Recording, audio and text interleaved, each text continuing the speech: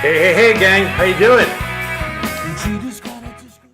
Welcome to the morning warm-up, and good afternoon. It's morning somewhere, just not here. So, hey guys, thanks for coming by. Oh, I realized I don't have my graphics up. Wait a minute, what's going on here? Hold on. This is tragic. Oh, wow, look at that. It shrunk down. See that? Here's the magic of it. There we go. There we go. Boom. Welcome. Issue 12. Issue 12 of the warm-up. Thanks, guys. We've made it this far. Social distancing day 40 for me. 40. How about you?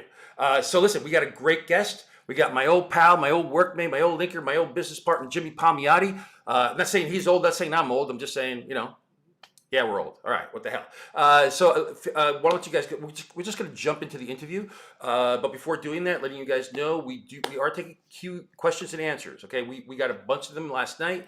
I always post a day beforehand, so if you guys go to my social handles right here, especially on Facebook and on Twitter, I take all questions. I'll post it, and you guys can just follow the thread and ask questions of our guests. But if you want to ask questions while we're on live, I cannot see them, but I have someone at Marvel Central who is seeing them and will send them to me via text, which is right here on my screen. So there's a lot for me to look at here. So let's talk about Jimmy. Jimmy, artist extraordinaire, inker extraordinaire, writer extraordinaire, creator extraordinaire. He's done everything in the comics industry that there is to do, and he continues to do more and more. He's got a great Kickstarter that launched a few days ago, which you guys you'll find out more about, and you should definitely go and check it out and support. So Jimmy and I, we tried to nail down the year for a very, very long time. I know we met in San Diego. I want to say it was 1991. I think that's my best guess. We were. It was one of the parties at San Diego. It was an outdoor party, and they were giving out free food. In particular, free hamburgers. I did not know Jimmy at the time. He didn't know me, but we were both pretty much starving artists. So free food is a great draw for starving artists. And we were on the line for hamburgers, and we just started chatting. We didn't really quite know each other, but we know we both had kind of New York accents. Jimmy more than I do, because he's from Brooklyn. What are you gonna do? And we just sort of hit it off as New York guys, and we started to show up at Marvel and digging for work, and then eventually we started working together, and things went on from there. So, but rather than give you guys a history, let me bring Jimmy on. Jimmy, unmute yourself, sir, and we could talk to Jimmy. Let's see if my technology works again today. Yes, I love it when it works. Jimmy, how you doing, man? All right, how's it going? Good. I see you're there in is that Florida or Hawaii? Where are you right now? This is Clearwater Beach behind me. It's right. Everyone's social distancing, so it's the water's so still, man. It's really remarkable. I've never seen that before. I just found out the fact that only when people go in the ocean does it actually move. Once the people are not in the ocean, it just sits there like glass. So it has nothing to do with the moon or any none of that. Look, it's just to give Moon some props. We have to give the Moon some props for doing something. The Moon has to do something except sit there and look at us. So it's people that put the motion in the ocean, we like to say. Yeah, it's pretty much what. Yes. Right. Yeah. I just did that. So Jimmy, you got a Kickstarter going on right now, which is doing really well, and we'll come to that at the end, because we should probably deal with things in chronological order, right? So, do you think it was 1991, wasn't it? I know it was the hamburger line, right? It was 91, San Diego. It was. I don't remember where the hamburger line was, so you have a better grasp. It was of that. outdoors. I remember. I know it was outdoors. Was it? Yeah, it was outdoors. Oh, it was outdoors. Okay. Yeah. I somehow remember Rodney Ramos being there too, who might have introduced us, But other than that, I just remember we were chatting and we were talking like every convention. It was I think it was your first con too, right? Was it the first it was my first con as a pro. I'd actually gone to San Diego a couple of years prior to that with our mutual buddy and artist John Cebollero. John and I John and I were working at Valiant, and we just we were broke, but we're like, what is the San Diego Comic-Con thing that the entire company's going to? Let's go. So we just booked the flights and we booked the hotel, and we roomed together. And we went. It wasn't at the big convention center, but at that time. So I want to say that was '89 probably. Oh, okay. But that was, I think '91 was my first one as a real sort of established pro, and I know that we met on that hamburger line. But that was about it. I mean, we chatted there, And then the next Right. time we saw each other, I think you were sitting in Don Daly's office at Marvel. And I walked into Don Daly because Don Daly was like, he was the master at like giving people assignments, like just tons of assignments. There is probably 100 unpublished Punisher stories from Don Daly's office, probably sitting somewhere at Marvel right now. Not probably. There definitely were. The When we went through some old filing cabinets that Don had. At some point, I think we did the math, and it was like over $100,000 worth of Punisher stories that had never seen the light of day because he was just giving people work. Yeah. Here, do a cover here, and so I'd walk in, he'd grab me, and like everything with Don, Don was right. Hey, come here, come here. Wherever we used to talk about it, it was like getting an assignment from Don was like a drug deal, right? Hey, come here, kid, come here. Want to do a Punisher cover? Want to do a Punisher cover? And that's how we got some Punisher. Yeah, he was the go-to office if you were starting out in the business. If you're broke, yeah. Yeah, because I was starting up there. I was doing backgrounds for Mark Texeira on a Ghost Rider and Punisher. Right. And because I was handing in pages for the Punisher, Don said, "Hey, you want some work?" So you walked in, and I think he offered you cover right away, right? Pretty much, yeah. And then they did the Sleepwalker. A NAM cover. It was a NAM cover. Yeah, you're right. I think the NAM cover was the very first one, and I think that's right. And Michael Golden did the color guide on it, and I was petrified because I'm doing a NAM cover, and Michael Golden's going to color it. Really? Oh my God! So and you can see by the palette, it's clearly Michael Golden stuff. But yeah, I forgot it was. I thought it was a Punisher cover, but then we did a couple of Punisher covers, a few Punisher covers after that. Right. And then Ghost Rider. Right, and Ghost Rider as well, yes. And then you and I just started sort of palling around and fantasizing about where we wanted our careers to go, what we wanted to do, and we sort of became a team, right? A penciling inking team. Remember that time we ran into Ross Andrew and Yes, and I do. Esposito, Yeah. right? And they're like, "You guys are a team. That's great. You're a team, just like us. Like we were on Spider-Man." Yeah, we were Mike, him and Mike were like at the Esposito, con. yeah. We were talking. And we loved their art before we're meeting them, and we were just like, that is so cool. Yeah, I mean, the greatest thing about being like visiting Marvel is you never knew who also was going to show up there, and then you can always just track down John Romita. He had his own office, and it was like, look, there's John Romita. He's in that office. I can find him. I had him actually sign comics for me. Yeah. I couldn't resist. Yeah, and Virginia was up there too. Virginia was running the bullpen, Yes. she was the head of the bullpen, and she was also in charge of trafficking at the time too. So she's the person who would call people if they were really late. She was in charge of supplies. So if I went in there and then said I need a brush or a pen or a Zipatone, she would ask why, how many pages, what was I using it for. She was a little bit of the controlling all the supplies there, and thank God they had it because guys like me would have taken stacks of things. Well, you were lucky too because those supplies were not for freelancers. Those supplies were for the people that were working in the bullpen. I had to prove I was inking a book, so I had to bring in the pencils and show it to her, and I said, "Look, I need a number 4 brush for this," and she'd be like taking it out and handing it to me and giving me a look like this should last you the rest of your life. So you make sure that's a brush. And I used to take that brush and I would shampoo it and condition it with actually shampoo. I would make a brush last for a good 4 years. Yeah, it was crazy. Yeah.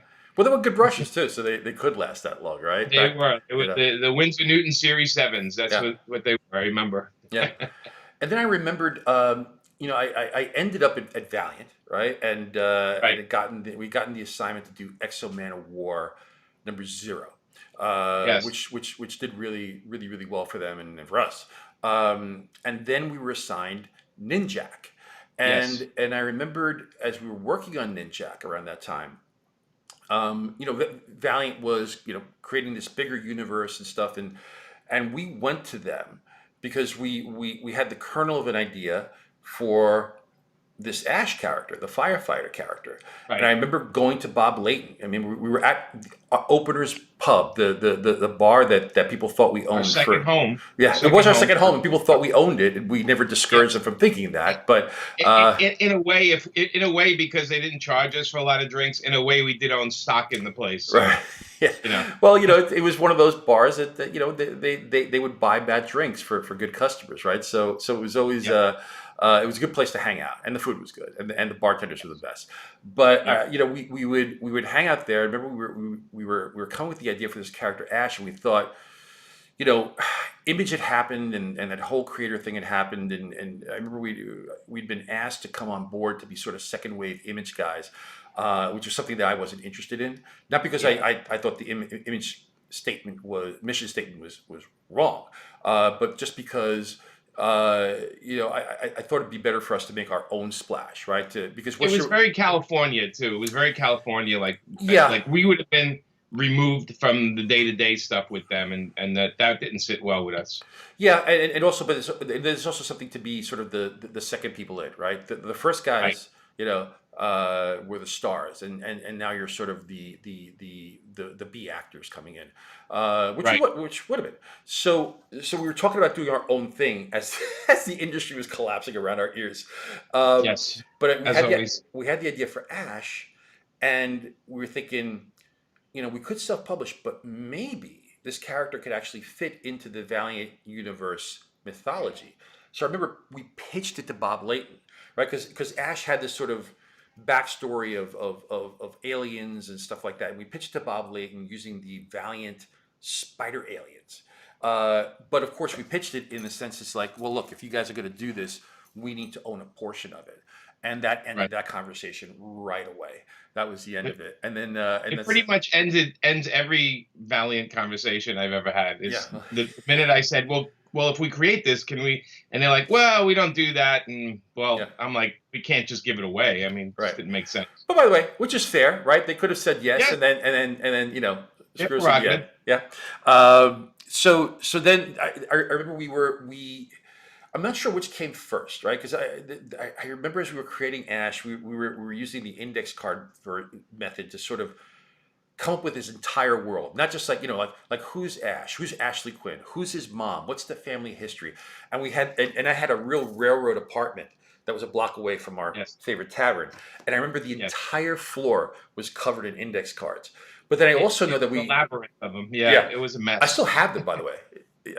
I still have them. I have Xeroxes of the idea sheets, like Yeah. all this stuff we were writing down, and that kind of stuff. Yeah, and I know we also took we rented a house in Key West to. Yes. And I don't know if that was before the index cards or if that was afterwards. I think when we started fleshing out stories, the big mistake, of course, was they invited all our friends to come, so we never really got anywhere.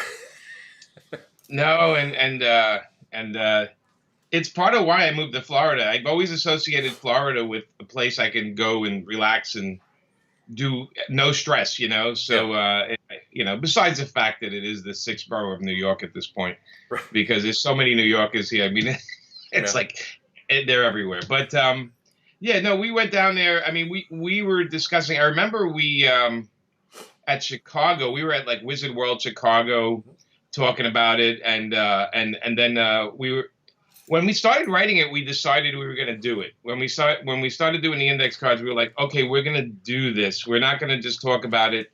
Yeah. This is going to be something we're actually we're going to write it, we're going to create it, and we're going to do it. And then we had to figure out how to do it Right. afterwards. But we were like, we're determined, because we kept saying the worst that could happen is it sucks. So Yeah. why not try it, Yeah, and we had my agent at the time, Lori Braddock. She was Yeah, really pushing for us, and Lori's like, I'll be the publisher, and thanks to her, we got it kicked off. Eventually Lori, handed the company sort of back to us, and Yeah. said, go with it, and she's still a dear friend, but she was really so integral in pushing us to say, you can do it, let's go. Because I remember sitting there, someone asked us, I forget who it was, said, the industry is dying. Stores are closing everywhere, right? The distributors are Right. closing everywhere. Is it a smart move to start a company during this time when comics are dying, and I remember thinking, it's either the worst movie in the world or it could be the greatest movie in the world, right? So, and you know, in the beginning, it didn't look too hot, but it led to other things. So it was obviously the best time in the world for us to Yeah, to, to start this thing. we actually had a track record for coming in when things were dying Yeah, and breathing new life into yeah, it. yeah, You know, and that goes into Marvel Knights, obviously, but it was it wasn't we weren't so concerned about the industry, although we were because the distribution and everything that was going on yeah. then. We were just like we wanted to do our own thing. I think we had a lot of bravura that I don't know where it came from. Maybe it was because Exo sold a couple of million and Ninjak did so. Well, But we're also not very bright, so you know that's the no, other. no. I mean, it was absolutely like definitely the best ideas came to us when we were at the bar, when Yeah, we were at openers, sitting there and asking total strangers, "What do you think of that?"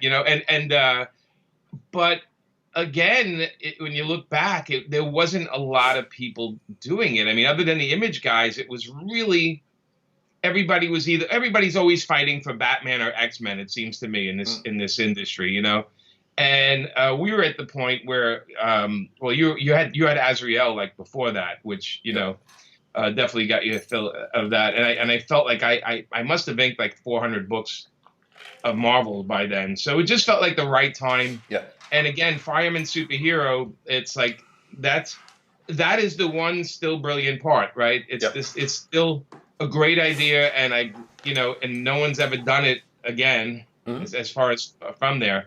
But we got lucky, but at the same time, we connected with the fans, which we always knew was the key because yeah, we were both comic book fans, and we've kept that connection through our whole careers. Is we make sure we're listening and we're paying attention. yeah, We also buy comics.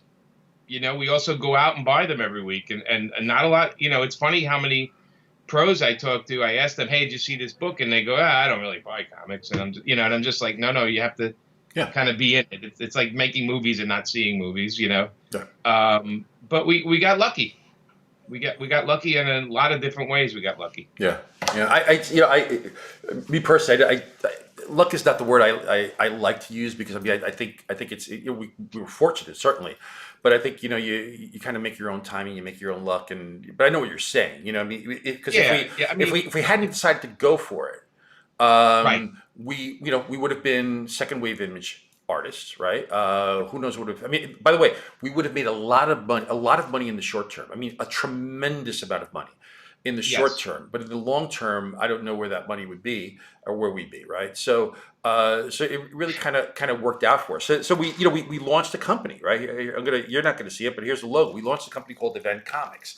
Yep. It's an ironic title now because if you Google Event Comics, you'll get us, but you'll also get like Marvel and DC events. So Yeah, it was a good company name though. Event yeah, was good because everything we did was an event. yes. That was our kick. Yeah, and You know. it wasn't even so much about story; it was just about the way that we were sort of marketing things. We had no budget whatsoever. I mean, and by the way, Jimmy, guys, for you out there, Jimmy and I are talking about this stuff just to give you a sense of, if you're a creator, if you're an artist of any ilk, whether it's comics or you're an actor or you're a writer, whatever it may be, just trying to sort of give you a sense of our approach at that time that we just kind of went for it and went with our instincts, and so it's a bit of us going down memory lane, but maybe there's something for you guys to find in this that becomes useful for you. Not all of it, of course, but maybe some of it.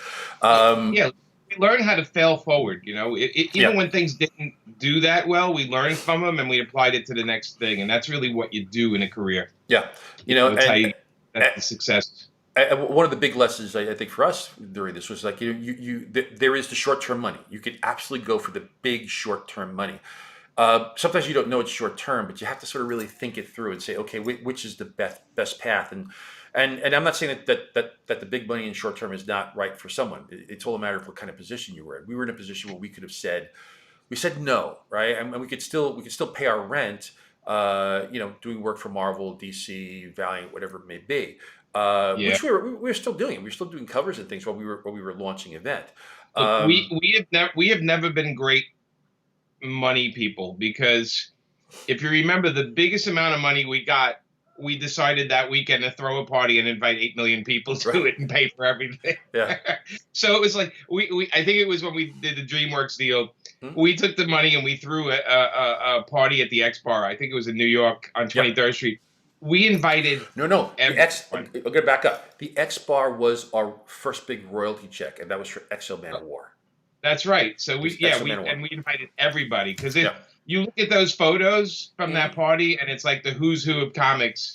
Yep. And we just paid for everybody. We thought, when is this going to happen? Let's have some fun. And I think that's the other thing is there's always been this sense of fun and joy in the stuff we worked on, and that comes across to the people buying it. I think you can't make that up. You can't fake it. I think it has to be in the core of the work. Yeah, I mean, for me, it was a matter of like, we just got this really, really big check, and more money we'd ever see at that time. Oh yeah, and there were so many people that were not just instrumental in getting us to that particular place, but also just instrumental in just being our friends and like listening to us gripe about stuff, right? And coming up with us. So that's what that party was about. It was just like, hey, this portion of our success is also partly your doing, and right. we've kept that up, and we've had a lot of crazy, interesting parties. Yes. Every single one of them involving comic book folk. There's definitely a lot of blackmail photos out there if people wanted to use them. Yeah. Thank God they haven't. Yeah, there was that Rat Pack night where I rented the limo, and we all, and it was I think it was 14 of us packed into. It was a good crew, and somebody wore a wig. Yeah, and it was a little nutty, but I remember the only price of admission was you had to wear a suit. You don't wear a suit, you don't get to go. And we were looking really dapper that night. And I think the best part, I didn't realize that this was a thing until we did it, was that our buddy Paul Schiraldi, who's a photographer, I hired Paul because I wanted to have photos of this night forever. And so Paul came along. He's the only guy that was allowed not to have a suit. So because he was hired for the gig. So Paul would come out of the limousine before we'd come out to take photos of us coming in and out of this limousine. And what we didn't realize was that, I had made reservations at all these places that were really hard to get reservations to. I didn't need the reservations because the minute the photographer comes out shooting photos, the doormen think you're celebrities. And they would just open the doors and say, "Come on in, guys." And then I could hear the doormen talking to each other. Who are those guys? We were very self-important that night without knowing it. We also did something. Yeah, you're right, because it was before people do this now, and they go. We wanted to document it because we knew on some level we always knew this is this piece of time that's not going to happen again. Yeah. And so let's enjoy it. I mean, I haven't seen those photos in a billion years, but I'm sure he's got them somewhere. I've got the contact sheets. I don't have the negatives, but Paul has everything. I could just give Paul a call. Yeah, but there were hundreds of photos of that night. Yeah, when you and I croak, they'll come out with a pretty good book. Right. Then we won't care anymore. Yeah, I remember we started at the Rainbow Room. Remember the Rainbow Room to have martinis. I don't think the Rainbow Room exists anymore, but it was like the place in New York City to get martinis. It does. The Rainbow Room's still there because I went to high school as the head bartender there. No kidding. So, okay, I didn't know. Yeah, so it still exists. All the paintings in the Rainbow Room of the executives, like these really rich executives, they're up in the main bar, are done by my friend John Variano. Ah, that's cool. He's the main bartender. He's got a full head of white hair and great guy. Yeah, I remember I was actually, I hope this is entertaining to the people out there because, we're having fun. Yes. I remember went to Keen's Steakhouse about a year ago or so. And then a waiter comes up to me and says, "Hey, you know Jimmy Palmiotti?" And I'm like, "Yeah, I do." He's like, "I grew up with him. He got me into comics." I'm like, "Okay, there you go." Who was that? I have no idea who that is. I told you this story about a year. I got the guy's first name, and you're like, "Oh yeah, I remember him." So it was one of those things. He was, I guess, a crew of kids that would go, I guess, hanging out in somebody's basement, and you were just giving out comics to say, "Read this." Yeah, read this. when I was younger, it was the basement comic reading group where in Brooklyn. We would just give each other everybody read everybody else's comics, right? And then you put an initial on the back cover so you knew who went back to at the end of the day. That's funny. That's comics were fun. Yeah, so I'll find out the guy's name because my Yeah, buddy who took me there knows the waiter. This way you might get a good seat at Keen's on yeah. There short you go. notice. That's a good steakhouse. Yes, it is. So the first event comics character, Jimmy, you want to talk a little about him? Ash or Wrong, wrong. It's not Ash. It was well, Kid actually Death and Fluffy. it was actually Kid Death and Fluff. Actually, I can't say it was Kid the first Death and event comic, but it's the first Right. character that we created. Yes, Kid Death. There was a creator card set, right? Like somebody was doing a card set where Nikki. was it Nikki? Dynamite. Dynamite. Yeah, it was Dynamite. Well, it was Yeah. Dynamite. Wait, Dynamic no, Dynamite didn't Forces. exist. It was Dynamic at that point, right? Dynamic Forces. Yeah. Dynamic Forces, right? They did a card set where artists and writers just created characters that they owned and they made these cards. So we did Kid Yeah. Death and Fluffy.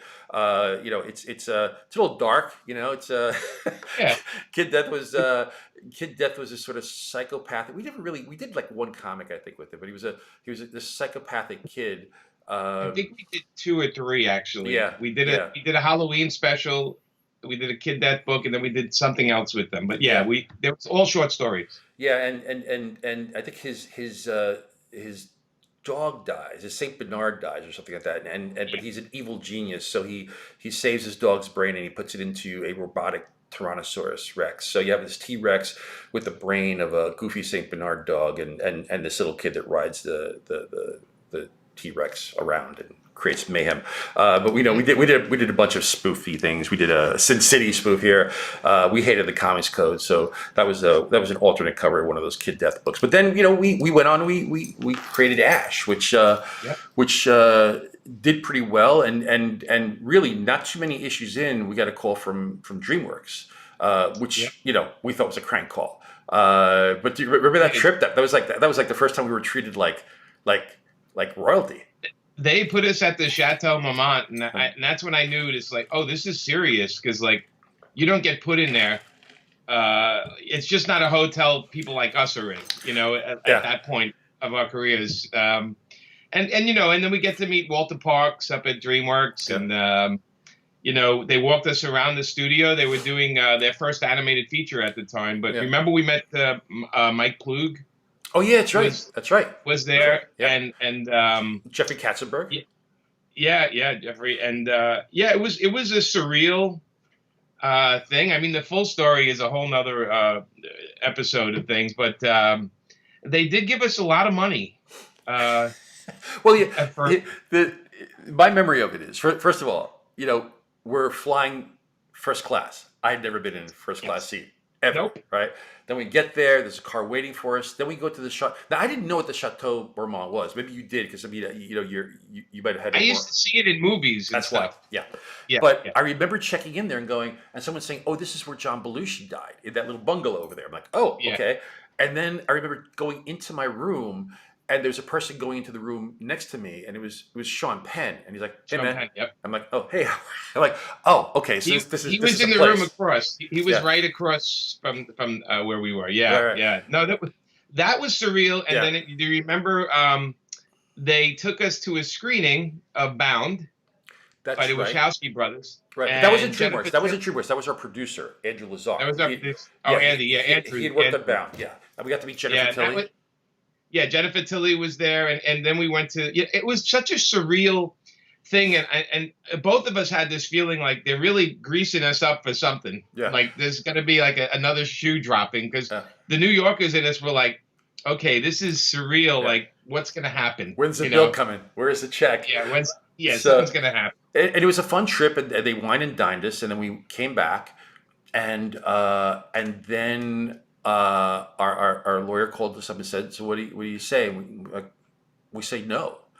Yeah, we said no. And she's like, "What?" And she's like, we don't even have our fourth issue of Ash is coming out, and they already want to buy it, and we're just gonna wait.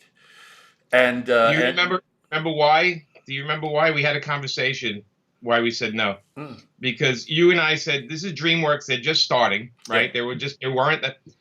And we talked about, if they buy Ash and they make an Ash, they make a Dream World amusement park, and they put the Ash ride in, what the money they make off the Ash ride in a week or two will be more than they're offering us. And because there was no back end, there was no play for us. Yeah. That's why we backed out of it. And again, it was that you know, the big money up front, take it, Right. you know, or what do we? So we said no, and the deal was dead. And then I believe our lawyer, she was having lunch or dinner with someone from DreamWorks, and they asked. At least the story I heard was they asked, so you know, the Ash deal, and she's like, oh, they turned it down, and the conversation, well, why?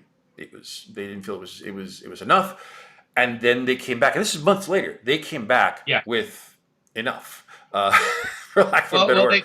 They flew us out again. Yeah, but we were staying at the Montrose Hotel right, this time. Still a good hotel. Like, still a good hotel. Great hotel, but it wasn't the Chateau Marmont. And then we sat with Jeffrey Katzenberg. That's right. Yeah. And Jeffrey told us everything we wanted to hear. Like, he really, you know, hey, you know, the guy that directed Kira, we're thinking of bringing him in for it. You know, he told us all the dream stuff we wanted. And then they gave us a little bit of play with it. And the second time we were like, okay, let's not blow this. And we took the deal. Yeah. You know, the sad thing is it's never been made, but you know. But you know, it was a good stepping stone for us. It was also a very, very eye-opening experience in the way that Hollywood does business. You know, we made some mistakes along the way with that too, but it was an important thing for us. You know, so you know, we went from Ash, and then we had Painkiller Jane, you know, which is another character created under the event banner. And Painkiller Jane, actually, I can't show the graphics here, but Painkiller Jane didn't just have one TV show; it had 2 TV runs, right? Correct? Yeah, it had a pilot that they shot, a 2-hour pilot, and the pilot did very well. And then so they came back and did a series, but they didn't base the series on the pilot, as you know. Right. And it was the Sci-Fi Channel. So it's a series. And again, both of them actually took the character and our premise, kept some of it and threw everything else out. Right. So both the pilot and the show, the pilot was a military type thing, origin with Jane. And then the show was a little bit more towards the comic, but still, again, not a city kind of thing. It was like a futuristic thing. Mm-hmm. And that lasted 22 one-hour episodes. Right. And actually, I was told that actually would have went for a second season, except they had the actors strike. And they said the momentum from the actors strike killed them renewing it. And, you know, whatever happens, happens. I mean, we have the rights back again. But it was definitely, again, another, like, we came up with 3 or 4 ideas, and bang, 2 of them, you know, were good enough that somebody would go out and make them. But it taught us that if you're going to create stuff, you really need to own a piece of it. So anything can happen. And I used to say, like, if they're buying stuff from us, what the hell? You know, like, I don't get it. Don't they know who we are? They don't want to buy anything from us. Don't they know? These are all done in a haze. These things are created in a wonderful, fun haze. Yeah. But we did with Jane. You know, we were trying to do something a little counter to what was out there in comics at that time. And with Ash, the same thing, because we definitely more a Marvel mentality with keeping the character grounded. But he's like the alternate ego is a superhero, but you know, but the 2 consciousnesses didn't really mix too, you know. So they were just fun comics, and again, it's like, God, between Ash and Painkiller Jane, people are always asking more and more and more. Of course, Ash is the one they want us to do like crazy. It's the number one asked question that shows. Yeah. And I still get, you can still get those books to sign, right? People bring them to the show. Oh yeah. And you're right. You totally reminded me that when we sat down to create Ash, we're like, we're doing the Marvel formula. We're creating a Marvel character, basically. You know, in that sense, as opposed to sort of a DC form. No, knock on DC. It's just this is the kind of story we want to tell. No, this is in New York. Yeah, this is in New York. Yeah, he was from Queens. You know, like you. So, like, there was a lot of us in these books. As a matter of fact, some of the secondary characters were based on people we knew. Yeah, well, his mom is based on your mom. Yeah, and Bobby, you know, Bobby, the firefighter, was based on a fireman friend, Gallowitz, and we just kind of comic book fans making comic books, and that's really because the both of us with training wise writing, I didn't have any No, we did. I never We, wrote you know, any of we were cutting our teeth on this stuff too. So, that. it was ours. And then, we did another book called 22 Brides. Um, Yeah. and we published a bunch of other things. Other people's published. Yeah, we Yeah, published the George Perez book, that's right. That's right. Yeah, and we've done a couple other things. At the end of the day, they wanted the stuff that you and I did. They didn't really want other people's yeah, books, which I get. We yeah, started getting a little aggressive, and that's not always a good thing in publishing. So yeah. Well, we tried, but those yeah, event days were a lot of fun. The traveling with the booth to conventions, and yes, just going from show to show, yeah, it was a real blast, and we learned a lot. yeah, And I think it's because of that, that then Marvel came, really surprise to us. Marvel was knocking on our door. Um, yeah, I remember the at that at this point, probably late 1997. Joe Calamari. It's either late yeah, 1997 or early 1998. But Joe yeah. Calamari was the president of Marvel at that. Joey Squid, Joey Joey. Squid, Yep. and we only call him that because he said it's okay to call him that. Yes, But he actually liked us calling him Joey Squid. yeah. I don't. Trust me, we're not the only ones. But Joe's a great guy, and he was looking for Yeah. anything to bolster Marvel. The company was in chapter 11 or on the way to chapter 11. It was a Yeah, they were mess. canceling. They were canceling. They were going to cancel main titles. Yeah, yeah. A bunch of main titles. They were not doing well. And I think he had dinner with Gareb Sheamus of Wizard fame, Yes. and Yep. was sort of spitballing with Gareb about what could he do. He wanted to do. He was thinking about doing another imprint. This is a story actually I found out not too long ago, that after the Heroes Reborn thing, right, with the Image guys was done, the Marvel Knights deal was offered actually to Wildstorm before it was offered to us, and Wildstorm had said no. And I don't know if you know that, but I just found that out. So Wasserman said no, and I think that's why Joe was fishing for something.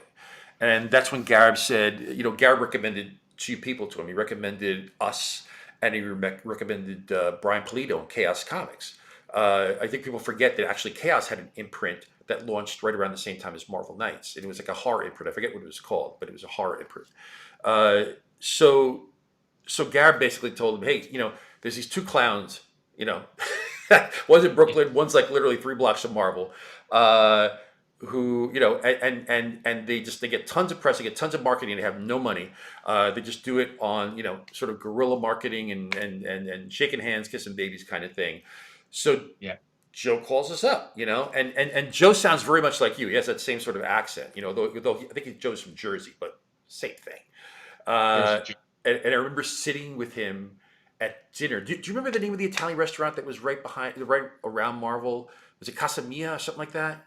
Yeah, it was something like Yeah, my house. Yeah, yeah, I yeah. think that's what it was. And that's Yeah. that's where we went to have dinner with him, and Yeah. and he was just sort of spitballing with us, like, what would you guys want to do? And we're sitting there, we're going, is this really happening? I can't believe this Yeah, is and happening. Joe had this like enthusiasm, Yeah, Joe Calamari had this like crazy, because Joe and I were also privy to a conversation where he wanted to build the largest pizza pie for Chicago Con yes. outside. I mean, he had these ideas that Uh, he literally would come up with and say, "Can this be done?" And but you know so what he had stopped that energy. that idea, right? No, He, the cheese companies. I don't no, know. no. Someone said, "Okay, we could do that, but we have to build the world's largest oven," and that was the end of it. Yeah, That was it. yeah. But yeah, no, Yeah, he was. you don't want to be like the guy that built the largest oven, Yeah. because then you have to. Yeah. No.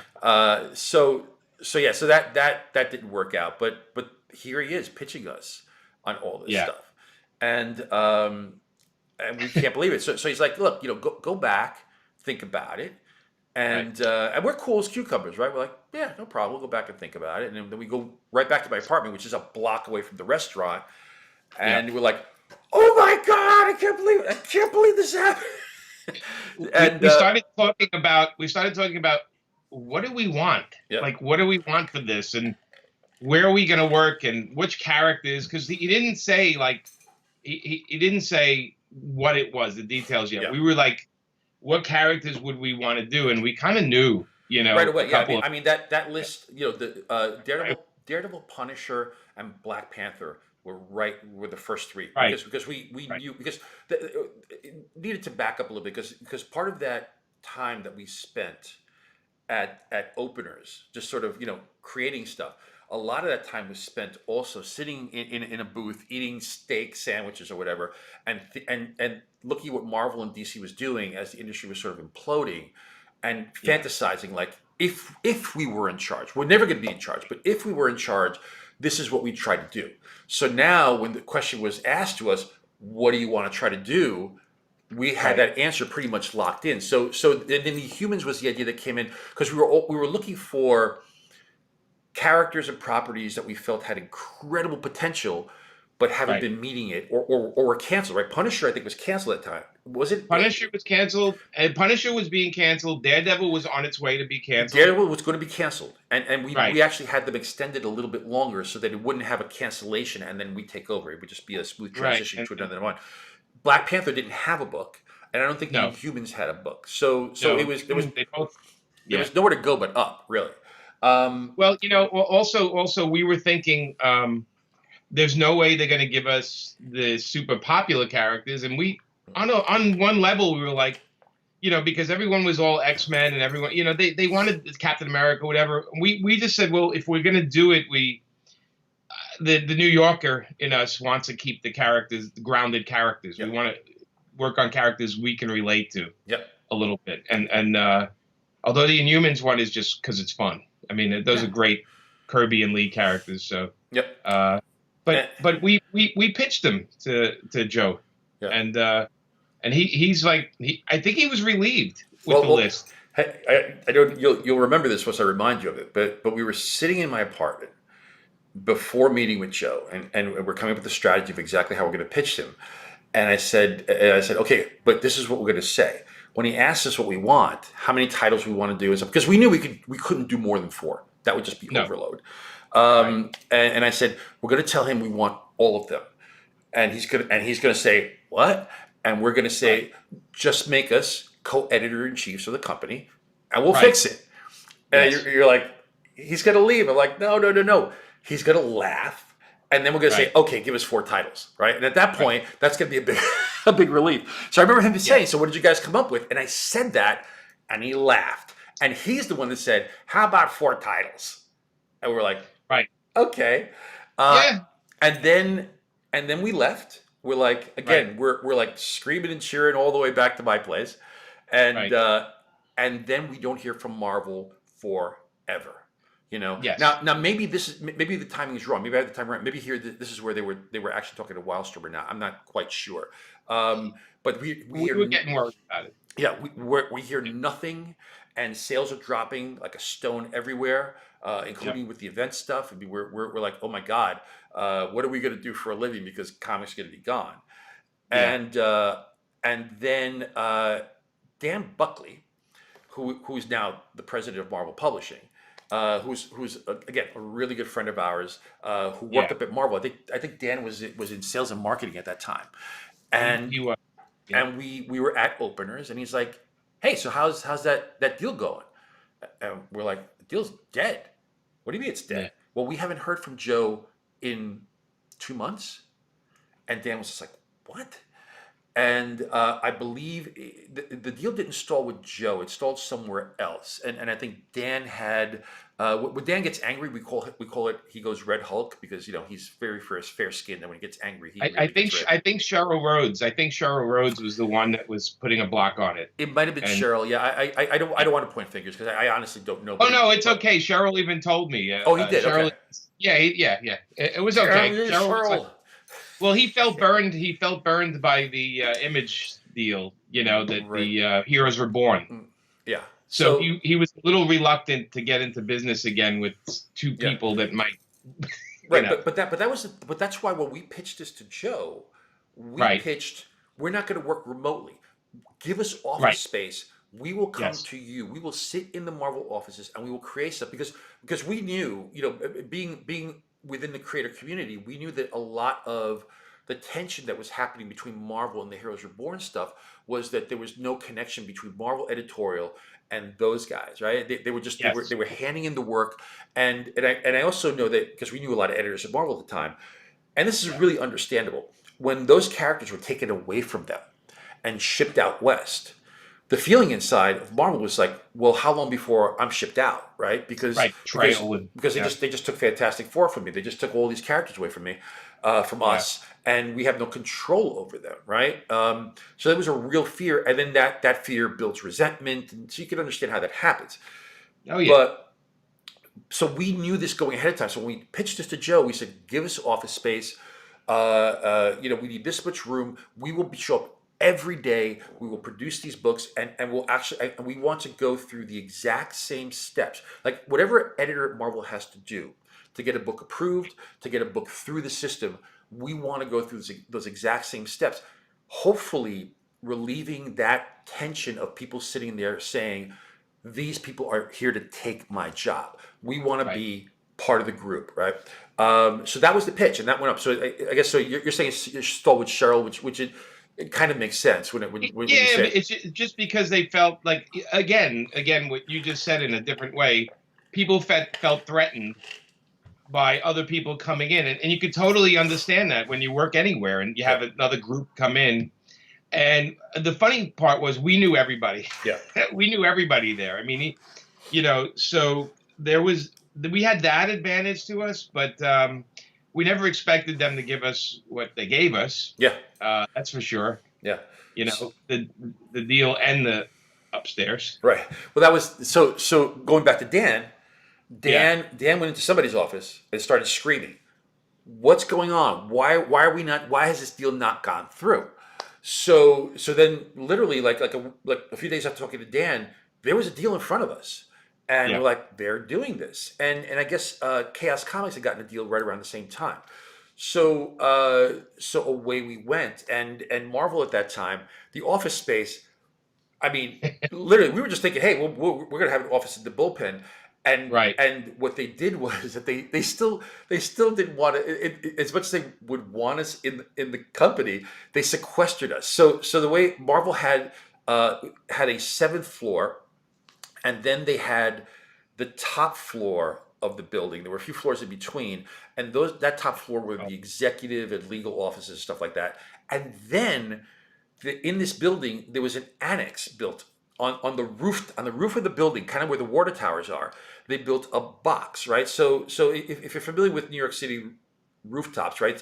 Every building has to have a fire stairwell, right? So this building had a stairwell, and the stairwell goes to a door that opens onto the roof.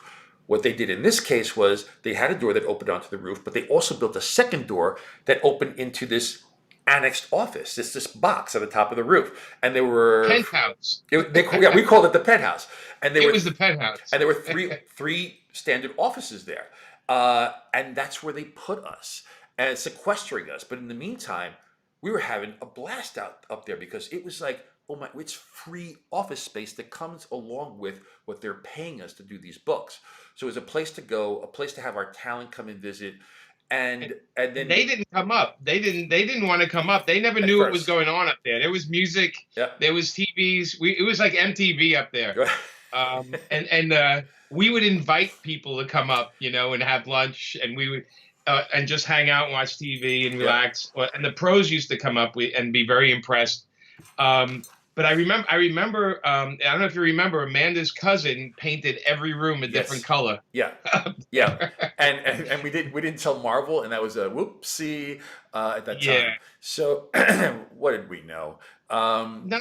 But I remember that it was tough to get, that that feeling that we didn't want to have, which was editorial resenting us, Yeah. was still there. And again, I totally understand it, right? Because you had the Heroes Reborn thing, and now you have these clowns up in the annex that are doing, God knows what with these characters, and we have no control over it.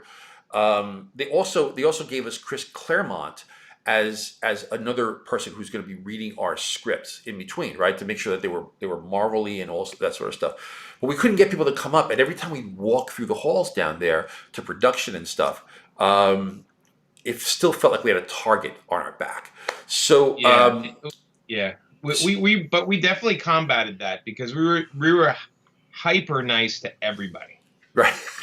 We would go down, and it's funny because again Cheryl said it was hard to hate you guys because you'd come into my office and we'd chat and hang out, and you were so enthusiastic. And he says, you guys actually like won everybody over eventually because you guys were so excited about what you were doing.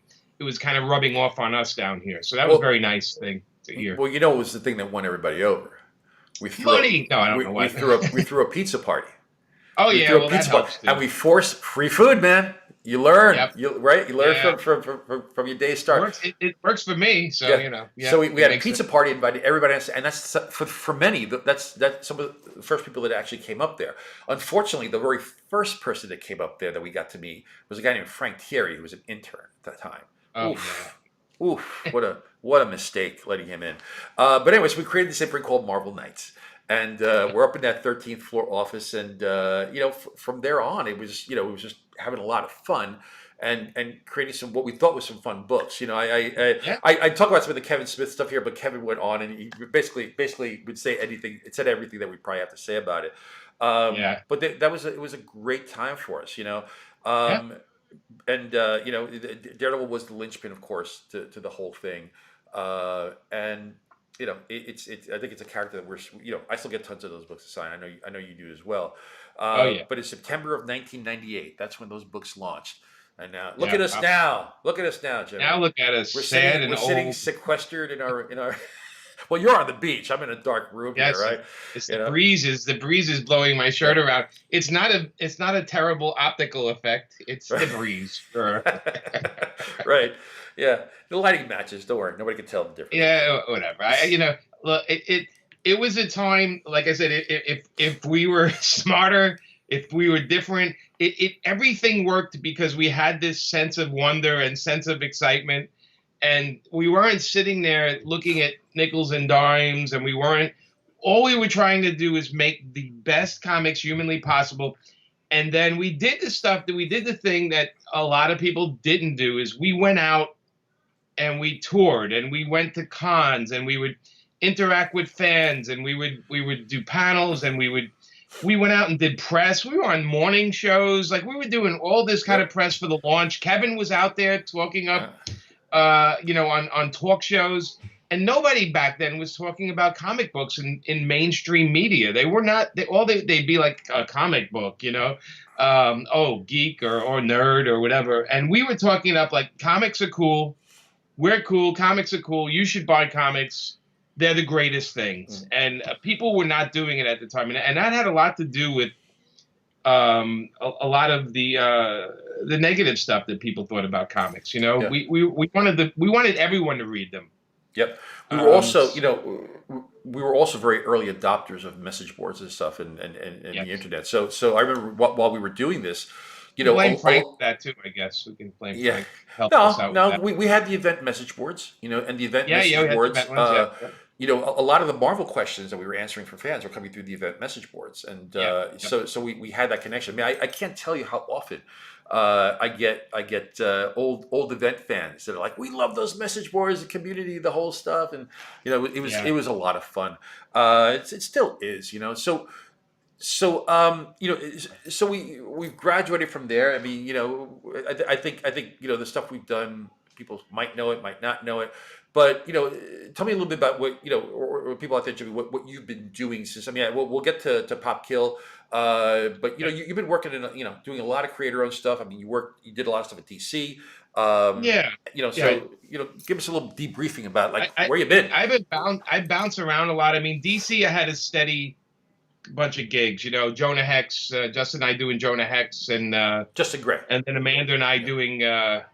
I think we did like 120 or 130 issues of Harley Quinn. Right. Like crazy numbers, crazy runs on books, and then at the same time with Paper Films, which is a company Amanda and I own. launching new titles, trying new ideas, and I was one of the first like mainstream people to do Kickstarter, which is crowdfunding books, Right. And I've had 12 very successful ones so far. The new one, Pop Kill with Dave Johnson, that's my 13th one, and Wow. and it's a giant learning curve because the good news is I've been able to help a lot of people with their Kickstarters. The better news is they've made 10 times more money than me on them. but that's great, Yeah, it's all right. No, it's all good. But it's given me the opportunity. Again, it's a grassroots thing. You have to create something, and we're talking about one-on-one with customers. Yeah. I mean, I literally have to answer every question they have. Every Kickstarter I do, I see the same names. Of course, there's always new ones, but you have very loyal people, and we have very loyal people, Joe. We have like people. I still have event comics people, Marvel Knights. They're just diehards. But with the Kickstarters, it's great because you can throw an idea out there, and the audience tells you right away if they like it or not. Yeah. You're going to know if nobody's backing it. It's probably not the greatest idea. And then some of the stuff, the Pop Kill book we have now got funded in a day and a half.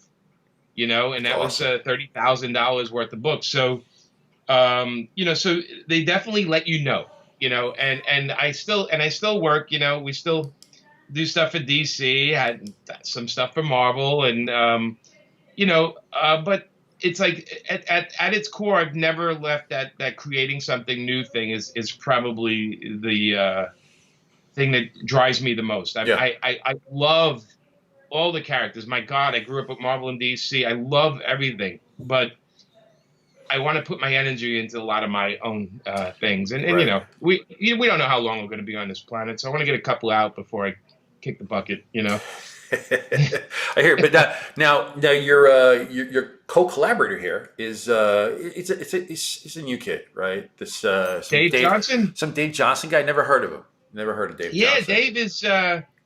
You might know him from 100 Bullets. He's done a million covers, every cover for that. No, he's done a lot of Marvel covers, Captain America, and he's done a lot of Marvel. I got to see it. I don't know. I don't remember it, but I'll trust John. He's a great guy. Good designer. He's not that either, but it's okay.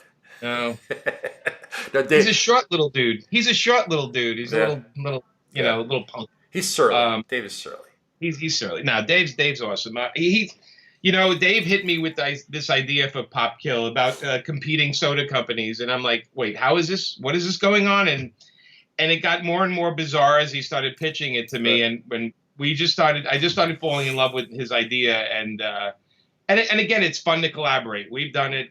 Collaborating in comics is probably the best part of comic books. So, as much as we're all sequestered home, writing, and we got the Skype and all these different Zooms and everything. So it's great to connect with other people who love to do the same thing you do, and that's the best part of comics. Yeah, I mean, I've written in collaboration and I've written on my own. And while there is some satisfaction to something you do on your own, especially if it does well, there is nothing more fun than a great collaboration, especially if it's like kicking and snapping and it's one idea after the other, and it's a good enough collaboration where you could throw out an idea and not take it personally, you know what I mean, and put in a better idea regardless of who comes up with it. It's the challenge. Yeah, it's definitely the challenge, because somebody throws something left field at you, and all of a sudden you're thinking, oh my God, I never even thought of that, and another idea arises, and it's great to have that. I used to have a lot more of that with editors, when editors were. You got guys like Archie Goodwin, of course. We remember Archie, who would sit there and you'd talk to, and then he'd just say, okay, that's interesting, but how about this? And then you'd be like, oh, no wonder why he's got all those. He's the greatest editor who ever lived, and a pretty darn good writer himself. He's one of those people that's just so gravely missed these days. So I'm showing the Dave. You can't see it here, but folks can. This is the cover, I suspect, by Dave Johnson. He's, like I say, he's an okay cover artist. He's okay. It's not bad. He's got a great design sense. I'm surprised that he's not doing a ton of movie posters all the time. Yeah, I mean, he's one of the best designers in comics. I mean, he's Yeah. really just wonderful at it. And Hopefully he's not watching this though, because you don't no, want to feed. he doesn't like me. You know, we do a stream He doesn't together. like you? We do a stream together. We never talk. We never talk to each other because we. Well, every Thursday you can watch you guys combat it out. Yeah, no, on we don't Thursday talk. We just don't talk. You don't talk? No. Actually, Dave did a great tutorial a few weeks ago on the Drink and Draw stream where he was showing painting basically or coloring for comics, and Right. and he showed this. I don't want to spoil it because I may want him here to do it again, but he showed this one little trick that he does, and me and all the rest of the guys were just like, whoa, he's never told us this. It would make coloring and painting a million times easier, you know.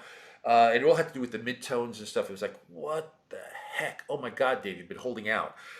He's the fastest Photoshopper. If you say, you know, it would be great, like a picture of this and that, like in a minute, it's like back to you, and you're like, oh my God, it's flawless. How does this guy do this? He's a king of memes. So who's illustrating the book for you? So that's Juan Santa Cruz is the illustrator. He's worked on me. He's done a series, 8-issue series with me called The Resistance. He's done a Twilight Experiment, which was a Wildstorm book we did together, and he did the last Kickstarter, the Painkiller Jane Kickstarter book. I've been working with Juan since 2003, and he's just fantastic. And he was the perfect guy for this because the story is like it's 4 issues, the series, so it's and they're each 32 pages long. So he's one of these guys that is not going to just disappear 2 issues in. Yeah. He's going to finish the book, and he's going to not slack off, and the details all there. The guy's just a really great storyteller. There's not a lazy bone in his body. And you know, we just love him. And then we have Brian Reber doing the art on the doing the color on the book. And you know, it's just we got lucky.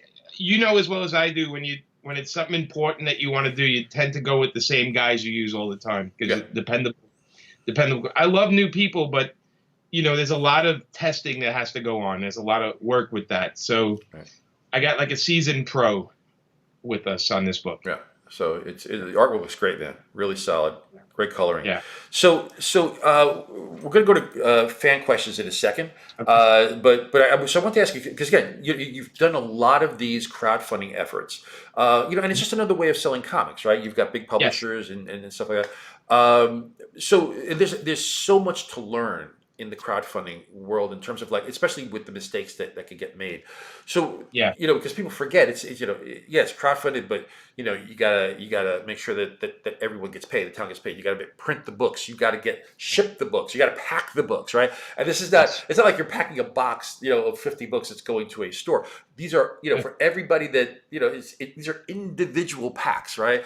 And these are individual packs that get lost in the mail or that can get returned or that can arrive damaged. I mean, it just, you know, it makes my head spin. So what are some of the key things? Like if someone is thinking about crowdfunding their book, whether they're a seasoned pro or someone who's, you know, sort of new to the world, what are some of the sort of key points of advice that you would give these people? Okay. Out of the gate, if you can find a guy named Patrick Wedge, I have one of them that helps me, and he's the greatest guy in the world. But outside of Patrick, the thing is, you have to understand that you're potentially going to have to mail out 1,000 packages. Right. And you're going to have to figure out the shipping on all of them, and you're going to have to figure out the weights, and then the countries they're going to, and then you have to fill out the forms for the packages. Then you have to understand you have a relationship with your printer, and you have to understand how long a book is going to take to be printed and get to you and then shipped to you. So then you can ship it out. So you have to, when you do your Kickstarter, you have to say, I'm promising that the book will be delivered this month. Right. Because you have to figure everything out in advance. Everything has to be figured out. Okay. The prices, what you're paying your crew. There's so much math to be done. And then when you get the pack, and remember with Kickstarter, let's use that as an example. When you have a book and it's $20 and you pledge, your pledge is $22 plus shipping. So let's say it's $4 shipping. So it's $24. Well, that goes towards your amount you're going to hit. So when you hit that amount, let's say it's 20,000, remember, it's not that you're making $20,000 on this right away. A percentage of that is shipping. Right. 5% of it's right away off the top is Kickstarter. And then 5% is the credit card companies that do it. They charge 5% too. So 10%'s gone, shipping's gone, and then your number's still under there. So so a lot of people think they hit a number, that's it. That's the money they got. Now they can do everything. And then that's why you never get your Kickstarter packages from some people, because they realize, oh my God, I now I have to put my own money into this. Right. Yeah. So the big part of it is figuring out the amount plus shipping, plus printing, plus shipping for the printing, you know, plate changes on covers if you're doing alternate cover, all these little things add up. Right. And then remember, you're only as good as your Kickstarter. So if you do it and you don't deliver it on time, well, you better have really good communication with your backers, which you can send backers updates. Very important. If you don't send updates, people think you abandoned them. They resent you and they never back your Kickstarters again. And then you send them all out that happy day. You figure out all the shipping, all the mailing, all the labels that you have to put on things. You send them all out into the world, and maybe 3% of them get damaged.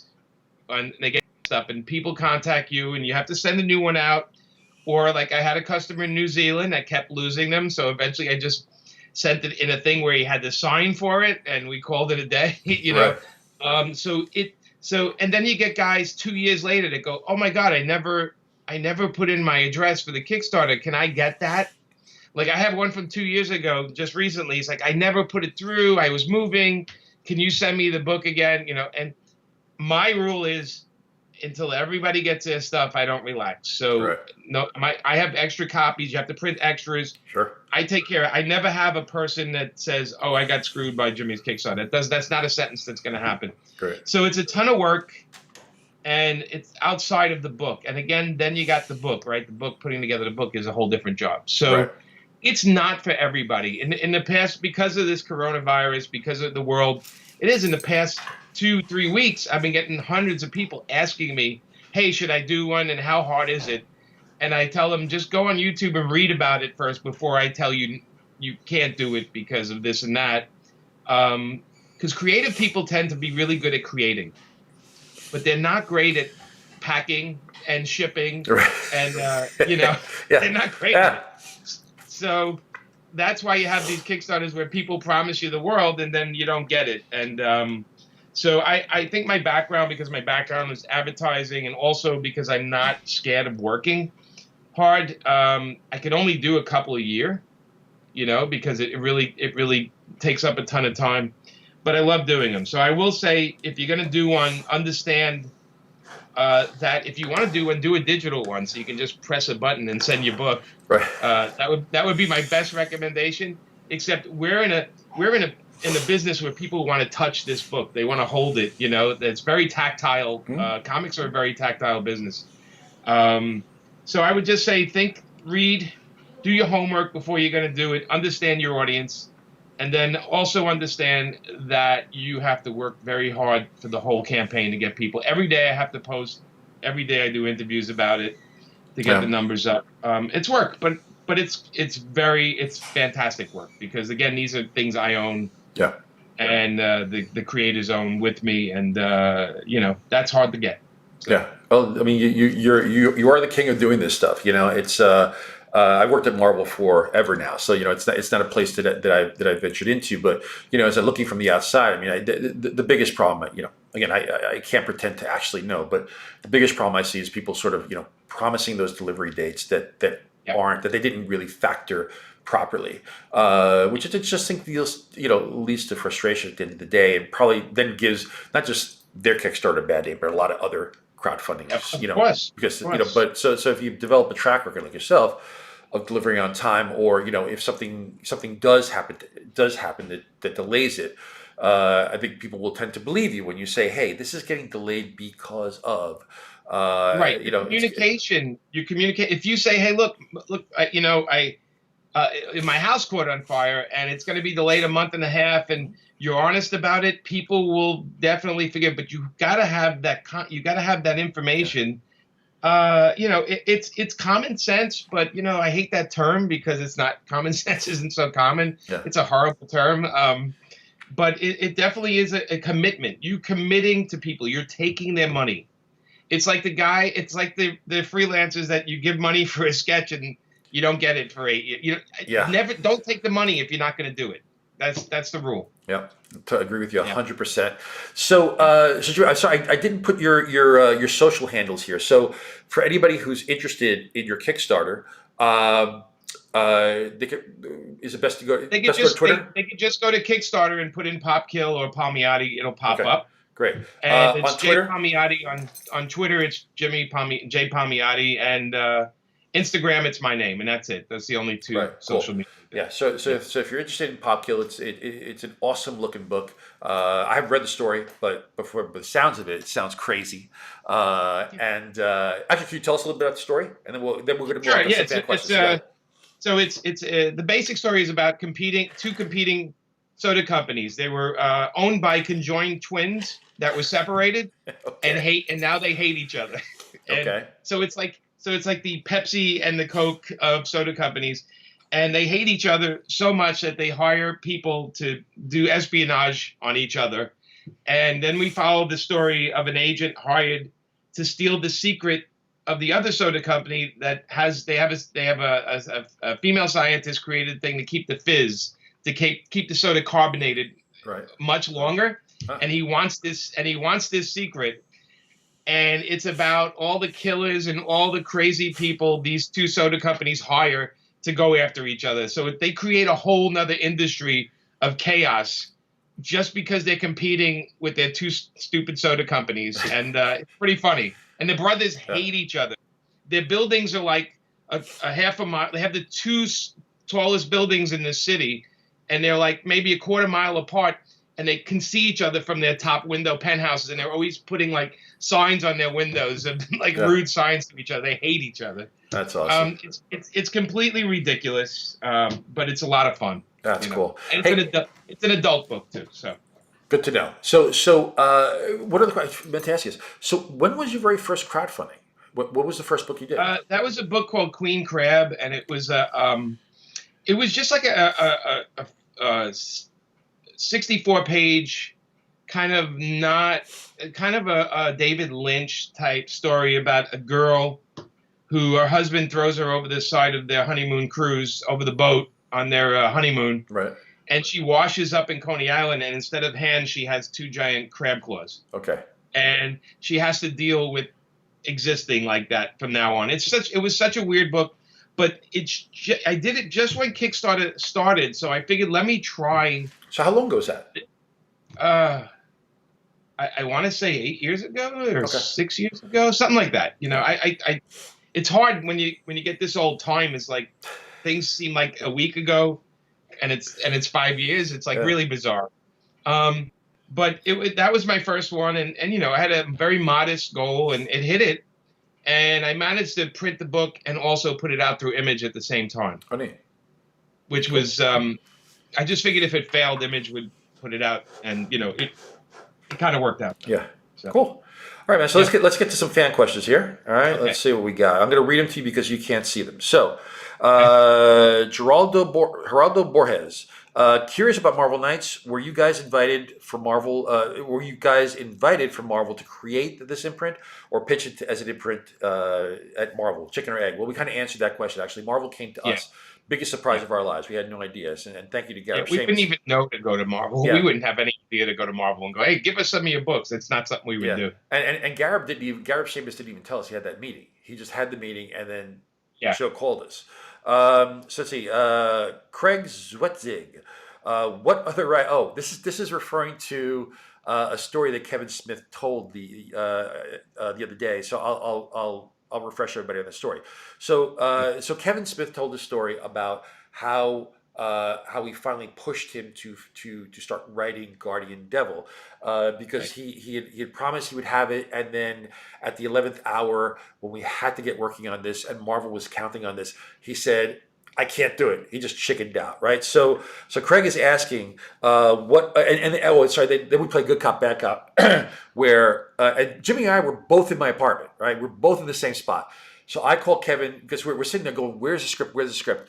And Jimmy's like, "Just call that guy. Call him. Call him." So I call him and like, "Hey, Kevin, where's the script?" And then Kevin sort of backs out of the project, and I'm like, "Okay, I Well, understand." Kevin sent the fax. Was it a fax? Yeah, I have the fax. Okay, but Of him saying backing out of it. He okay. sent this thing like, I can't do it, and we got a fax from him. He didn't call us. He sent us a fax. All right. So, but I'm on the phone with him, and I'm trying to convince Yeah. him. But I'm like, okay, I understand. I hang up, and we're like, Right. that. And you're like, give me the phone. And then I was pissed. And then you Yeah. grab the phone, and you're like every expletive. I mean, words that only a Brooklyn mother would love. I also said to him the one sentence. I said, "What kind of writer are you that you have one idea, Right. and you can't turn a corner and find another idea?" Right. And Now- I don't think he liked hearing that. Now Kevin doesn't know that we were in the same room for both these phone calls, because Right. then shortly after that, I don't think it was the same night, but shortly after that, he calls up. He's like, hey man, I got an idea," and we go from there. And then we tell that we realized we sort of told each other that story later on about how it was the good cop, bad cop. So Craig is asking, Yeah. what other writers have you used the good cop, bad cop method in order to get them to do their work? For example, Kevin Smith's work on Daredevil. What exactly Right. did you say to them? I can't remember us doing that to anybody else because every creator is different, right? Yeah, do you we remember- we had a point where Steve Dillon was not getting stuff in, Okay. and I went to his studio in outside of London and did the book with him. Yeah. And I promised him I'll take him to the pub if he can get 4 pages done That's that day. right. That's right. Yeah. Yeah. Yeah. So we that was but that was love. Like, we love Steve, and he just, whatever it was, he just needed a little bit of a push, which honestly everybody does. Everybody in comics needs a little bit of a cheerleader. And this was before the internet, because we have cheerleaders on the internet. We have people that, hey, I can't wait for your next book, and we really need that. Right. I don't really need the "you suck" guys too much, but they're entitled to their opinion. But we definitely do need the cheerleaders, people saying, "I really love that book. You should do more." That kind of is our fuel, But to yell at people, we both have the same thing. Yelling at people doesn't really help, because it actually, it's not a calm thing, and it's not an integrity thing to yell. But we definitely I've discussed with people, we really need this, or, in a nicest way. I think, Joe, the thing that we had as being both New Yorkers is when we're being calm, it's actually scarier to some people. When we're calmly telling them it's in their best interest to get their work in, Yeah. I think it's actually scarier for them than if we're yelling at them. So I don't know. That might just be a New York thing. Yeah. So I mean, the two other occasions I could think of where we used alternative methods. Oh, I know one of them. Well, I'm not going to mention the artist's name, but the artist lived in another state, several states away from New York, and the pages were not coming in. And Nancy DeKeesian, who was our managing editor and trafficked everything, really did not take kindly to this kind of stuff. So she kept threatening the artist, if you do not get me pages, I'm going to show up at your doorstep. And I think he thought she was kidding. And so then she would say, look, then at some point there was a FedEx excuse, like FedEx can't get it. And so she's like, well, just Xerox the pages and fax it to me so I know that they're done. Oh my, I don't have a Xerox machine. So then one morning she says, I'm out. I'm like, where are you going? She's like, I'm driving across a few states. I'm going to be on that doorstep. And that's where she was. And when the artist opened the door, it was like, oh my God. And the first thing she sees when she walks in is this huge Xerox machine in the studio where he had and so, but by the way, after that visit, he was never late. I mean, he nailed every deadline. He got it all in because all it took was her saying, "I'm gonna go down and get the pages from you," because Yeah. it wasn't like he wasn't working. It was that stage fright thing of like, these aren't good enough. I'm gonna hold on to them or redo them, right? And then Nancy had that look, yeah, that look you yeah, don't want to get from she was Nancy. scarier than both of us. That's for sure. And then there was Mark Teixeira working. I can say Mark because these stories are legendary about Mark. I mean, I think you coined it the best. Mark is a force of nature. And when He is. His work is a force. I mean, yep, it's so powerful. yep, Frank Frazetta told him to his face, nobody catches movement like you do in a right. body, which is ultimate compliment.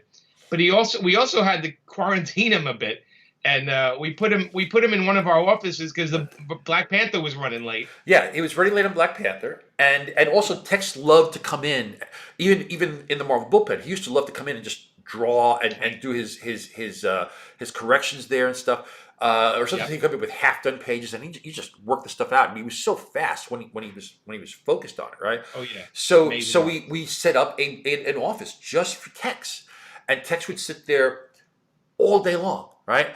And I remember we were, I was pulling an all nighter, and Tex was going to pull an all nighter. So Nancy was in her office pulling an all nighter, and then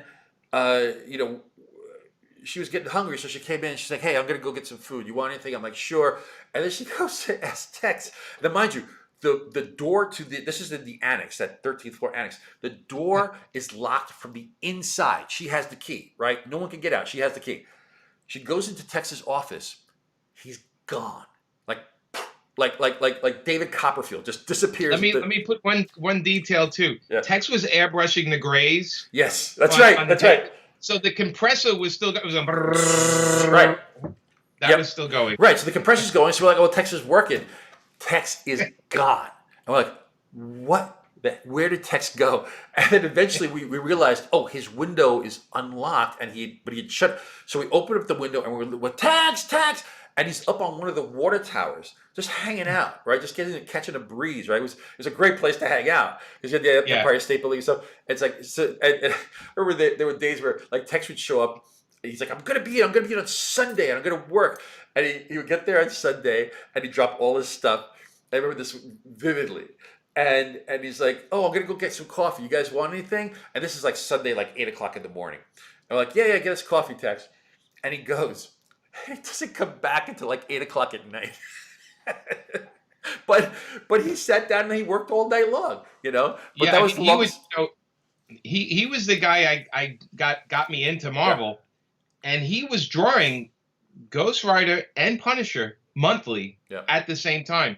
So how I got work was I sat with him and did backgrounds as he's kept drawing, and he would have 40 half-done pages, and he'd be like, "Okay, give me a car on this one. Give me a building. Give me Ghost Rider's motorcycle as best you can. Here's a shape. Fill that in." The guy's a monster, and he's fantastic. But he's a wonderful. Look, I went to high school with him, so he's wonderful. I love Tex. I'll always work with Tex. He's the best. He is such a joy. He really is a joy to work with. Yes. So let's move on here. This comes from Thoughts and Swears. Okay, but mostly swears.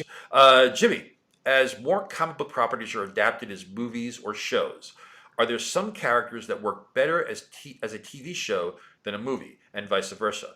And then he has a second part to a question, so I'll let you answer this first one.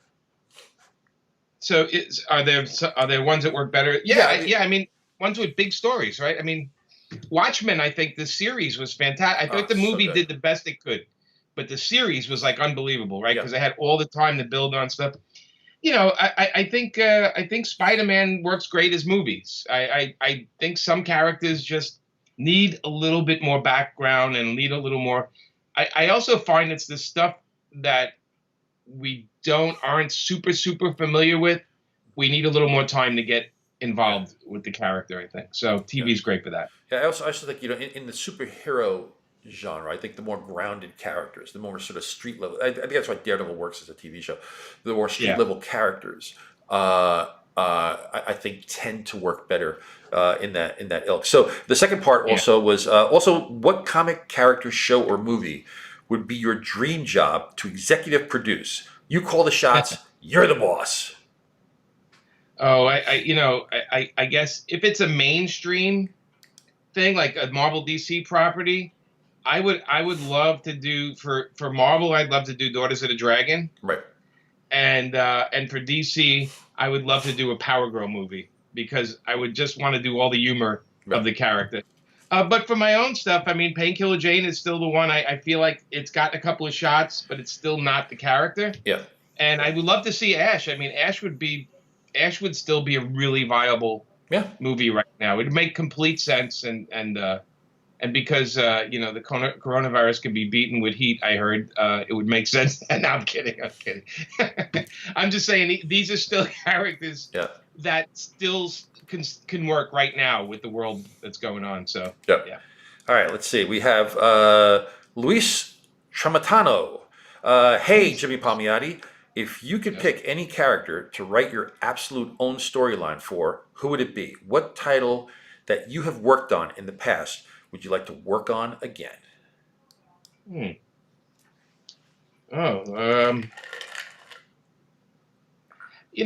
might. That's a tough one. When I worked on, because I would love to write Fantastic Four because that's the only comic I have every issue of. That's right. You tell your story about Fantastic Four #1, or your. Okay. Was So it #1 I bought that. What's that? It was #1, right? Yeah. #1. I bought it for. Don't tell the punchline of the story, but tell the story about what that.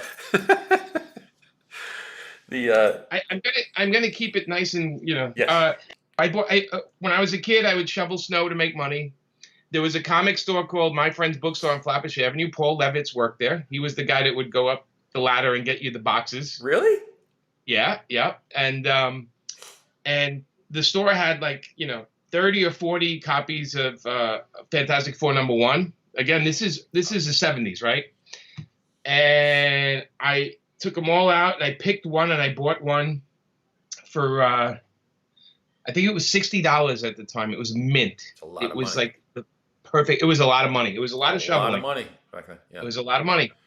And then when I became old enough to drive, I took that copy and I sold it and got a car. And that's, what kind of car was it? It was a Gran Torino. Right. Okay. It was green. Wasn't the prettiest car, but it was a cool car. Think about the car that comic would buy you now, right? It's or cars, I mean, plural. But I don't regret it though because I was one of the few guys that I knew had a car. Right. Yeah. In Brooklyn. I was the guy, and I got a lot of dates because of it. So thank you, Jack Kirby and Stan Lee for supporting my young dating career. They did a great job. But that's all I'm going to say. I've always loved the Fantastic Four because I think coming from a family with brothers, I related to it. I related to the comic. It just felt like they would argue over the stupidest things in the comic. And I thought it's great that there's villains and everything, but I love watching all of them hanging out and terrorizing each other. And that's always been the charm for the book for me. Always. Yeah. So let's see. Thomas Nathan Rongich? Sorry, Thomas, I butchered Thomas. it. But Thomas, do you have any future projects together in the works? We kind of do. We kind of do have a future project. We're not allowed to talk about it. Say no more. No, I can't say. We kind of do. We kind of do. So yes. we'll talk about it when we can talk about it. But that's Thomas, do you know something that you? All right. Anyway. But it's a yes. Yes. All right. So Peter Melnick, have either of you been in a submarine? Now, let me preface this. These are the kind of questions I love. Okay. Yes. These are the important questions that I wish I got more of. So Jimmy, have you ever been in a submarine? Yes, I have. Okay. So I've been in a fake submarine many times in Coney Island. Yeah. That used to go underneath, and they actually had cardboard or plastic fish, and it was the most ridiculous thing. Okay, it was the worst thing ever. But by the Queen Mary in Long Beach, California, they have a Russian, I think it's a Russian sub that you can go into No kidding. And you can go in and you realize when you get in it that this is the worst thing you could ever do is to live in a submarine. It was just it taught me forever that I will never spend any time again in a submarine. The beds were the size of my arm. It was like frightening, horrible, and cool at the same time. Yeah. Joe, I have you. not. I have not. Outside of a theme park, I have not been in a real submarine. Yeah. You know, one of those glass bottom submarine boat things. It's Yeah, the one by Queen Mary is pretty cool. We check it out. I'll have to check it out. I'll have to check it out. Yeah. So let's see. Thank you, Peter. That was a great question. Yes. Okay, so this one comes from a young Danny Penosian from South Florida. Oh, Yeah, clearly this is another punk kid. Have you ever had a KA funded that quickly? And then he corrects himself. KS meaning Kickstarter. Have you ever had a Kickstarter funded this quickly, Jimmy? I don't think so. I think no, I don't think that this is the fastest one. Hang on, let's also back up. By funded, we're talking about like meeting the initial goal, right? Where you're Right. like, you know, you Right. can pay for stuff. The initial goal was Yeah. 30,000. We hit it in a day and a half. How So much yeah, longer? How much longer is the crowdfunding going? for 25 more days. Okay. This is only the 5th day. This is the 5th day. Okay. So, Yeah, so you can still get in on it. This was the quickest one. I think the advantage on this one is a lot of people home looking at their computers Right. with nothing to do, and it appeared to them. And I've also had people retweet my link like crazy. So Right. I thank everybody that did that because it got it out there better than if I paid $10,000 to do an advertising campaign. Cool. Did young Danny Penosian retweet it? He probably did. I don't check on Dan. Yeah, you probably should check. I mean, I don't know. You know. I saw Dan's wife though Yeah. in an episode of what's that Western with the guy from Deadwood? Justified. Oh, okay. I saw his wife this morning Yeah. in an episode playing an FBI person. Well, she's So that's clearly the only reason to talk to Dan is that she's a wonderful person. But you know, outside of that, Yeah, Dan's the breadwinner. You know, she's the breadwinner, of course. Yeah. You know, and all that. Yeah. You know. So let's see. I got another one here. Okay. Of course. Are we going to see any Ash again? I don't know. Who's Ash? You want to see Joe's Ash, or you want to see my Ash? No, I'm kidding. Oh. You never know. How about that? Yeah. How about you never know? Okay. Let's see. We have one or two more here that I'm pulling. By the way, Joe, somebody wanted me. They mentioned, can you guys reprint Ash and put a new cover on it? And I'm just like, yeah, I had a question about an omnibus as well. You know, and I think that's work. The tough part is finding all those files, you know, seeing Yeah, where they're scattered to the wind, or you know, and if we can't find them, then we talk about rescanning, and that could run into a lot of money. So Spartan Spidey, I think you answered this one already. What is your favorite Marvel comic of all time? Yeah, Fantastic Four. Yeah, absolutely. The Kirby Lee, and then I love the John Buscema issues after that, and Rich Buckler did a great run, and I that original run, man, just so much fun. Yeah. So much fun. Okay, so last question here. I don't know if I remember this one. Let's see. So from Edie Bass, what was the first New York City Comic Con that you two went to together, and what was it like? What was that? It wasn't one of those church cons, was it? My brain went to church con, but I want to say we did a big one in a Coliseum. Yeah. In a Coliseum con, and it was I'm trying to think of the guy's name that used to run it. Right. In the Coliseum one. Wait, by the Coliseum, you mean in New York, the one here in the city, the one that was New York College. That was the convention center before there was a convention center many years by Columbus Circle. Yeah. And then it got snowed out one year, and that was the end of it, right? Yes, that was the end. I'm trying to remember who ran it. I can't remember, but it was either that or the Church Con, which the Church Con was on 59th Street and 11th Avenue. Those are called Big Apple, right? The Big Apple shows? Yeah, the Big Apple cons. And it was in the basement of a church. Yeah. I remember, I'm going to tell you what I remember the most from that, because we saw Jim Strenko there. Oh, right. And and Jim Strenko gave me the advice that he said, if you're ever going to set up at this convention, make sure they have a window behind you, because it's better to be backlit at a con than to be front lit. And he says, So you have an otherworldly presence when you had to and that's exactly the thing you expect from Jim, that he'd be worried about the lighting Right. at a convention. But I thought it was great advice. Yeah. I was just always taken by the fact that we were in a church, and Yes. selling comics and stuff. And some of the vendors were not as puritanical as you'd think you'd want in a church basement. No, But there was a couple of saucy ladies pushing their pinup books and stuff in the Right. church, which I always thought, well, it's a cool it's a church. progressive. It was a cool venue, though. It definitely was a cool venue. Yeah. So Jimmy, man, thanks, man. We're almost at the hour and 45-minute mark here. All right. So listen, I wanted to first of all, I just want to say thanks. Second of all, It's fun. anything Thank you. anything you want to say to the folks out there before we sign off? Yeah.